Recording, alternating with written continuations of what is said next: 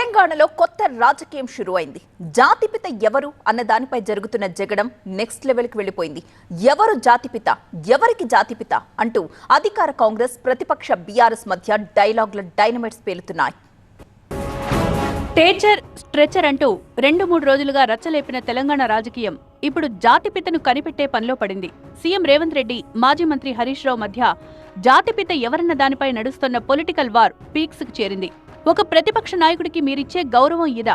10 ఏళ్లు సీఎంగా పనిచేసిన వ్యక్తిపై ఇష్టం వచ్చినట్లు మాట్లాడతారా అంటూ సీఎం రేవంత్ రెడ్డిపై విరుచుకుపడ్డ హరీష్ రావు, కేసీఆర్ తెలంగాణకు జాతిపిత అయితే రేవంత్ రెడ్డి మాత్రం భూతపిత అంటూ నిప్పులు చెరిగారు. కేసీఆర్ గారు తెలంగాణ జాతిపితగా పేరు తెచ్చుకుంటే రేవంత్ రెడ్డి గారు బూతుపితగా పేరు తెచ్చుకున్నారు. బూతులు మాట్లాడింది బహుశా ఆయనకు బువ్వ లోపలికి పోదు కావచ్చు. నోరిప్పుతే బూతులే. మేము డేటాను నమ్ముకుంటే ఆయన డర్టీని నమ్ముకున్నారు. అసలు ఎవరికి జాతిపిత అంటూ హరీష్ రావు కామెంట్స్ పై స్పందించిన సీఎం రేవంత్ రెడ్డి తనదైన స్టైల్లో ఘాటుగా కౌంటర్ ఇచ్చారు.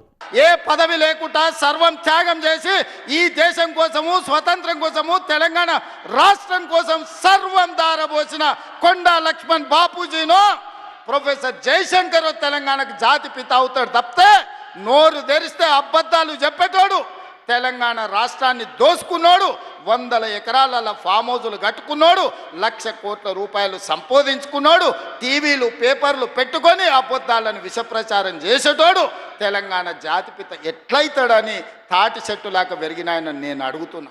హరీష్ రావు వ్యాఖ్యలపై ఇటు Congress MP Chamala Kiran full serious అయ్యారు. గతంలో కేసీఆర్ మాట్లాడిన భాషా బూతులను గుర్తు చేసుకోవాలి అన్నారు.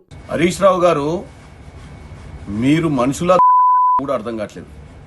ఎందుకంటే మీ మామ మాట్లాడితే మాత్రం నీతులు, మంది మాట్లాడితే మాత్రం బూతులా? అసలు మీ మామే కదా ఈరోజు భారతదేశంలో వీటన్నిటికీ పేటెంట్ హక్కులుందే మీ మామకు.